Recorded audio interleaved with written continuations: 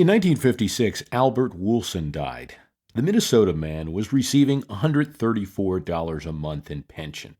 He was honored by President Eisenhower. The death of a pensioner, even a veteran, would not be historic, except for this fact. Albert Woolson's pension came from his service in the Union Army during the Civil War.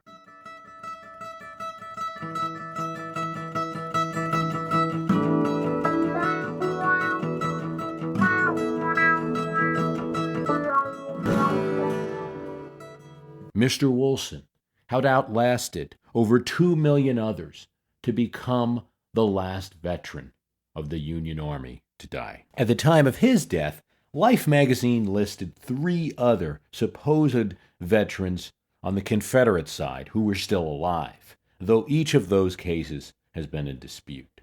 Even in Mr. Woolson's case, it appears that he served a lot earlier than others did. He might have only been 12 or 13 when he enlisted in the Army and served as a drummer and a bugler. Woolson's case, a man receiving a pension 90 years after the conflict, is indicative of the true costs of war, which are difficult to measure at the time it begins. But it may also tell us something about what the federal government can do and what it cannot. The third rail is a part of a subway line that carries a powerful electric voltage. It propels the train forward. And if someone were somehow able to leap onto the tracks and touch this rail, the voltage could kill them. Thus the saying in that transit familiar city of Washington that Social Security is the third rail of politics. Touch it and die. Alf Landon and Barry Goldwater were Republican nominees for president who tried to touch the rail. President Reagan smartly took it off the table. George W. Bush attempted to make a change, even one that would not directly touch the elderly receiving the benefits now, and still he felt the shock, which in some way damaged his second term. But those who know the New York subway know that in some places there are 2 tracks, uptown and downtown, and thus there are 2 third rails, each equally deadly, propelling trains in opposite directions. Are there now also 2 third rails in American politics? On one side, Social Security payments for the weakest of society, senior citizens, who are also the most powerful political group, with turnout rates that political consultants would dream of in the larger population. The issue's voltage comes from sympathy for the aged, but also from the perceived entitlement. Social Security is based on worked earnings, which means it seems like stealing when the program is touched, even if you're only touching it for young people entering the program. Could it be that the second third rail is healthcare? Perhaps too big, perhaps too personal, too divisive, too established as a private industry to grab at. 2 third rails in opposite directions, one an attempt to scale back a program, the other an attempt to create one. With a broad brush, the verdict of history, now enhanced by the recent presidency, is hard to argue with in terms of overhaul of the American healthcare system. Truman tried, Nixon tried, Carter advocated a plan but didn't launch it, Clinton tried, and now President Obama is trying. Each time, there is some political shock. Is that the story that history will tell about this? I should pause here and say that Obama has not failed. Never underestimate an American president, especially one who retains decent personal approval ratings, despite a very bad economic situation, and one who has well-regarded communication skills. It could turn out very well for him, for his party, and could turn out very well for all of our health care. But it's highly likely that his plan now will be limited, not the kind of overhaul that was being planned at the beginning of his administration. This perhaps is not President Obama grabbing a third rail, getting an electric shock as much as a tiny zap. But why does healthcare overhaul carry this shock, perhaps? In the case of Social Security, as we said, it's so much like taking away something. In healthcare, ostensibly, the Congress wants to give the American people something. The president wants to give a new benefit to those who do not have it. Let's look at some history. When Abraham Lincoln sent his message to Congress in '62, in these days a president did not appear before the body and merely sent a letter and delivered, among other things, department reports. One of these departments was the Pension Office. As the Civil War was underway, there were 22,000 invalids who would be receiving pensions from the federal government. Given the hostilities that were going on, this was not surprising. But what was surprising is he also noted that there were 1,430 pensions due for Revolutionary War service. Now, only 12 of these in 1862 were actual soldiers. The rest were dependents and spouses of soldiers. The budget for the Pension Office was $4 million. $4 million, that is, depending how you calculate it, it is somewhat near $5 to $10 billion today. Depends what system of calculation you use. And it represented a large chunk of the non-war budget. But Civil War pensions, as 1812 pensions and Mexican War pensions, were not entirely seen as non-war expenses. They helped recruiting, at least. If the male head of the family went to war and they were injured in the war, at least the family could get a pension. It was a kind of insurance to assuage the resistance to recruiting. Pensions for American military service were created in 1818, when Congress, after 40 years of pressure from veterans, decided to award pensions to the now aging Revolutionary War veterans who were in reduced capacity. It was expanded to apply to all veterans in the 1830s. Civil War pensions underwent the same transformation. Began in the Civil War just for invalids. In 1873, they were extended to widows and to children of those who had received pensions. That person could have been providing income to their spouse, could have been providing savings to the family that could have been useful to the children. So the government stepped in. In 1890, the pensions were extended to all Union veterans who were disabled in any fashion. And during Theodore Roosevelt's second term, age itself became an acceptable disability to receive a pension. These Civil War pensions made no distinction in payout between widows and soldiers, same amount of money. This was ostensibly a military service, but also certainly a political factor, with the strong backing of the Grand Army of the Republic, a powerful soldier organization and a lobby group for Republicans. Albert Wilson, the last soldier pensioner of the Civil War, was also the last member of the Grand Army of the Republic.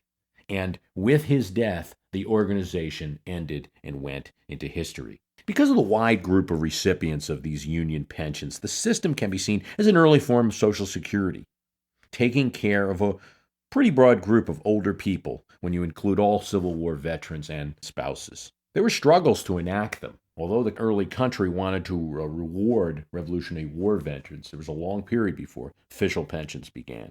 In the 1880s, President Grover Cleveland opposed expansion of the system on fiscal grounds, and no federal pension was ever established for Confederate veterans. There were attempts made by the turn of the century. Southerners had argued, we're contributing federal taxes which are going to Union pensions. We should get pensions too. That was never voted, but Southern states had their own pension systems. Still, overall, it was hard to argue with pensions. They were a political winner, and the government accomplished the task of providing them. Who can argue with pensions for veterans, right? Especially those who were disabled and aged. Motive notwithstanding, it also represents a muscular action taken by the federal government, superseding states for a national purpose that benefited many individuals directly, getting money directly from the federal government to people. The building of a national road is less emotional, but no less muscular. It doesn't tug at our heartstrings. Although, if we were a Western American in the early days of our country, we might feel differently. A road out west was a link to the future.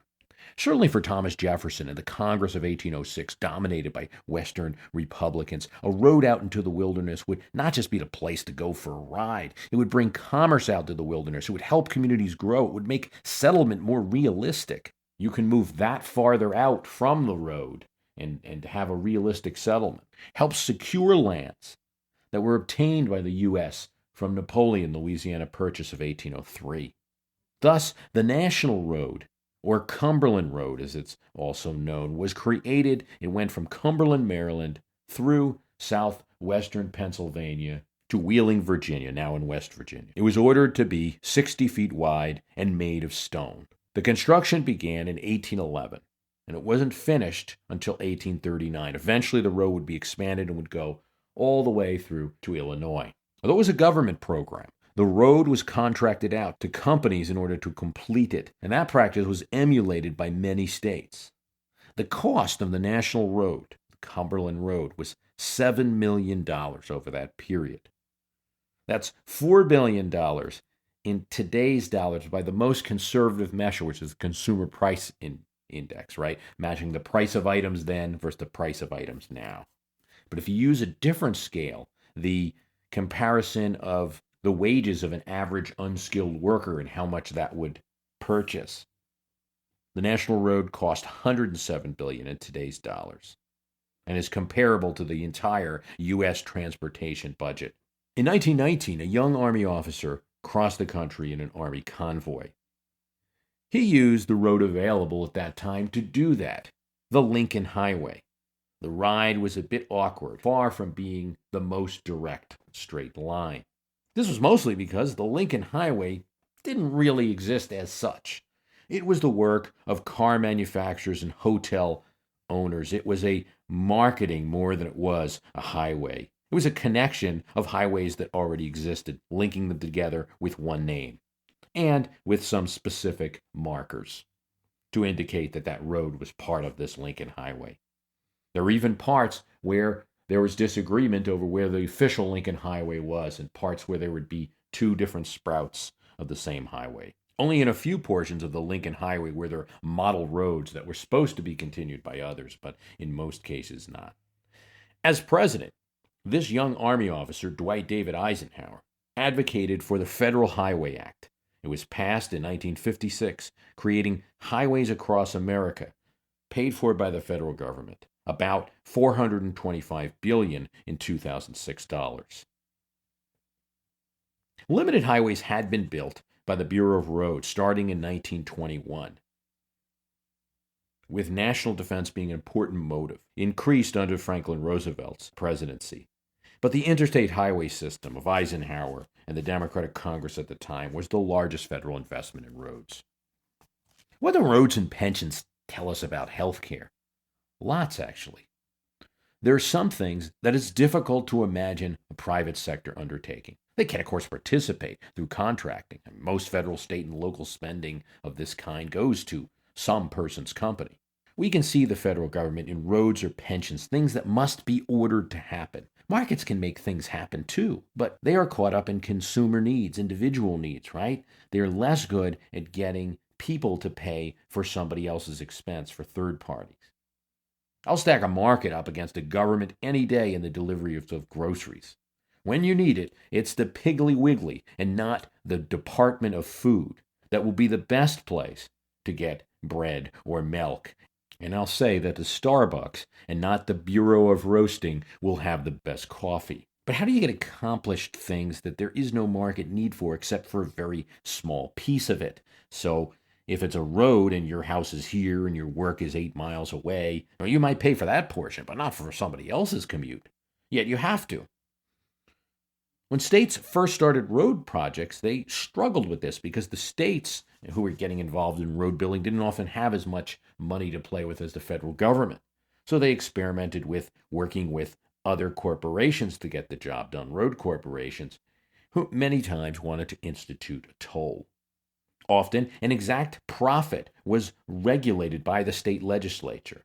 The tolls could be on the road until it earned X, but nothing after that. Profit, but it would be a regulated one. Tolls are, in effect, inefficient, but they are the market way of building a road, right? If you don't want to pay for a road through your taxes, insert a toll, and you'll pay for it when you ride it. It's fair in a sense because you're only paying for what you use. But they're inefficient in this way, as any resident of Massachusetts or New Jersey may tell you. Often a road is paid for several times over, and certainly paid for more than the share how much you use it. And in terms, at least, of psychological imposition in our lives, tolls are right up there with taxes. And there's other factors that lead governments to build a road. I mean, good iron hand is needed to build a road to Property rights must be interrupted. Invisible hand, not so good in this area. So why then can the nation plow through wild forests with stone, or sprawl across the West with concrete, but not help its citizens heal when they are sick? They do feed them when they are hungry. There are food stamps, a program that was off and on before Lyndon Johnson formalized it in 1964. That program, it is instructive, was pushed in the administration, the Agriculture Secretary, and it was passed in Congress by the Agriculture Committee. This reveals one of the motives of the program. It does help the poor. It also helps farmers. So why don't we have healthcare stamps? One need only to visit the bedside of our nation's first president, George Washington, in 1799, as he lay dying, the most honored man in the Republic, who fell ill with an infection. He received the best health care of his time, well-regarded doctors. Leeches were used to bleed him. By the way, these little insects do get a bit of a bad rap. Sometimes reducing the patient's blood was the right thing to do. It was just that doctors didn't understand when to do it and not to do it. It was an unscientific practice. And there was, of course, no way to transfuse new blood back into the patient. Practice that they can do now, but not then. Doctors would also take hot metal and, in effect, burn the patient, creating a sore. He felt that the pus resulted from that sore was something that needed to get out of the patient. In effect, the doctor had only created an infection. This technique was used on George Washington. Yet we should not be so harsh on these early doctors. These methods were seen as an improvement over the butchery that had been medicine. But despite improvements in medicine and attitudes towards patient care by new American doctors, the success rate was still low. So it's simple to see there why no provision for health care was written into the Constitution or the Bill of Rights. Cities at the time did have hospitals. We had doctors, had less than England. But health care was not a given. It was not a guaranteed improvement. On top of that, there's the legal question. Most of the Bill of Rights is telling what the government can't do to you, not what it must do for you. The General Welfare Clause, allowing Congress to act for the general welfare, probably can allow government to provide universal care for everyone should it want to. Of course, it would be a long and controversial undertaking. What else has government done? Created an army and a navy. Even that was controversial in the early days. A post office to deliver mails, a customs collection agency, a mint, the essentials of government. It did not until much later feed, house, or clothe anyone. Education at first was only financed by localities, churches, and state governments. It became a federal concern only late in the 20th century. George H.W. Bush wanted to be an education president. That wouldn't have made sense to George Washington, or even to Woodrow Wilson, the nation's first PhD president, former president of Princeton University. Still would have thought it strange for a president to be talking about education. The federal government had absolutely no concern in that regard. The government got strong during Franklin Roosevelt's term, but the programs he created were temporary, and only some of them, like the FDIC or the Social Security system, are what we remember and what survive today. Let us not forget that even Social Security is a limited program, and it applies only to a limited group. Part of the reason for the program was to get this group of senior citizens out of the jobs that they were in the 30s so that a younger person could be employed. It also must be noted that this great government program does not represent a handout. If you don't work, you don't get the program. It's a mandatory insurance program aimed at a group that actuaries found were not saving enough to live off of, or that cycles of business were too unkind to, and that would become wards of the state or a real drag on their families if there wasn't some program in place for retirees. Medicare is also aimed at a small, vulnerable group, and it is not free. It is the closest to a socialist system that we have. It does not employ a single doctor. It finances doctors who are in their own private practice. The rest of the Great Society was aimed at helping the poor, HUD programs, food stamp programs, then the newer programs such as Head Start or CHIP, Children's Health Insurance Program. So here we can make a couple of conclusions. In U.S. history, government is, of course, a limited actor compared with other governments. We know that. It acts big at times, with four distinctions, three good and one perhaps sinister. It acts limited in scope, specific, this particular road. It acts for a class of sacred people, veterans, children, old, poor, and it acts usually in general welfare with some hint of national security in almost all these programs. Roads to move troops if it ever became necessary. Education to help us beat the Soviet scientists. Pensions to help us recruit troops. Very often the programs have that hint. Then there's a fourth and more sinister, or perhaps just human element, the politics. Most of these programs create votes. Pensions lobbied for, supported by the Grand Army of the Republic. And those pensioners and members of the Grand Army Republic became Republican voters. Roads had the lobbying and support of contractors and Western politicians looking to enhance their settlements and owners of Western land. The federal highway system had the lobbying not only of generals, but also of road building companies and auto companies. The Great Society, while it helped people, it also added those who were receiving benefits in great numbers to Democratic rolls. Medicare and Social Security helped Democrats, no doubt, though Republicans voted for both of those programs when they were up for a vote. Is it crude to talk about the politics of a program? Well, it's present. It's a phenomenon that is present in the building of all these programs. When we look at these conditions and plug in the kind of healthcare reform that President Obama is talking about, that Democrats in Congress are talking about, is largely being discussed on the airwaves, where you have a universal mandate. Everyone must get insurance. And if you're low income, the government pays for it. And you're also going to kind of affect what insurance companies do. It's a bit different from these programs. One reason is there is no particular, and I'll put it in quotes, sacred class that is being addressed with healthcare reform. The closest you come to this is the uninsured. The problem being the uninsured is a very mobile group that would be hard to organize in any political sense. And there's different reasons why people are uninsured. There's very little commonality between a small businessman who has no insurance, a young person who chooses not to get insurance because the cost and perhaps even the subsidized costs were just too high for their current income level, and they feel strong enough not to take the insurance. Someone who has no insurance because they lost a job and may very well in a year get another one, and someone who is just too poor to simply afford insurance. Those are four distinct groups that might be hard to organize politically together, and they might all vote different ways. The program's not temporary. The program's not limited in scope.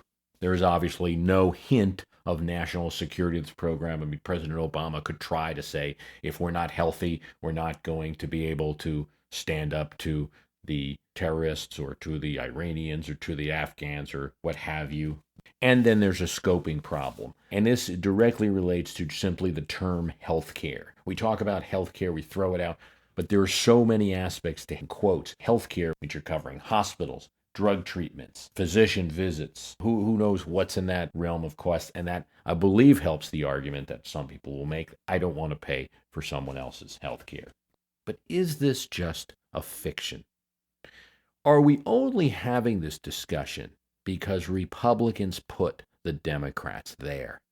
Because Republicans acted as obstructionists, refused to consider any ideas, stalled, voted almost in lockstep against the Democratic proposals for health care, and then in a Senate election managed to win a seat? Are we only compromising in a bipartisan fashion because the other party is insisting on being absolutely stubborn and not addressing the program for political reasons rather than problem-solving reasons?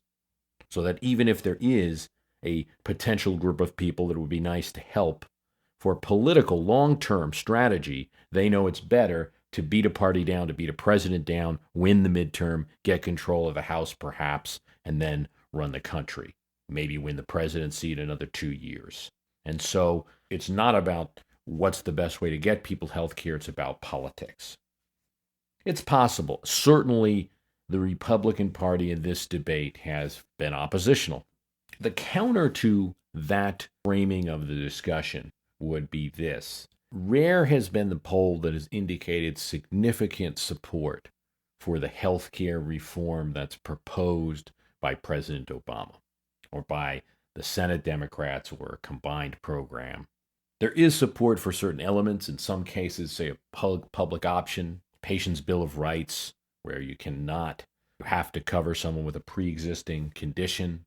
That's polled high. But the overall reform program doesn't show support, and constituents just aren't overly excited about it. Looking at that factor, and looking at some of the history of past programs the federal government has enacted, my only conclusion is that instead of looking at, quote, health care, the aspects should be dealt with directly. If you want to deal with pre-existing conditions, deal with it, have a vote. If you want to deal with helping people who are unemployed and need their COBRA extended, or if the government wants some permanent role in COBRA, or a specific program not to help all people without health insurance, but people who had a job and lost it, address that. If we want to lower the age that someone could get into Medicare, to address the fact that maybe someone in their early 60s is not going to go out and get another job that easily, address that. There's likely several bills that could be passed prior to the 2010 midterms. President Obama does not think highly of incremental change. But I think a reasonable pathway would be passing some of these pieces of legislation, going to the midterms, and using that as a referendum. We don't call elections in America. That's for Britain to do. But midterms are the closest we get to that. And as we talked about in the podcast on staves, a win in the midterms does not necessarily mean the president's party has to gain seats. The expectations game is so low for an American president in their first term midterm. Not losing the House I would believe for this president, at least in the situation right now, after the Brown election and all the momentum that was coming that way, would actually look pretty good. And then depending on how many seats are lost, you get grades out from there. I want to thank you for listening. The website is My History Can Beat Up Your Politics, www.myhistorycanbeatupyourpolitics.com. The archives, $9.99 as a special recession price. The Facebook site is a great place to talk to people who are getting close to 750 on that site. You can talk to people, talk about the podcast. As an incentive to go there to the Facebook site, if you go now, there is an extra podcast on the concept of who are the founding fathers? What is this term? Who can be counted as the founding father? And we talk about the Constitutional Convention. It's a good podcast to have some foundational knowledge about the Constitutional Convention. So that's there on the Facebook site. Thank you for listening.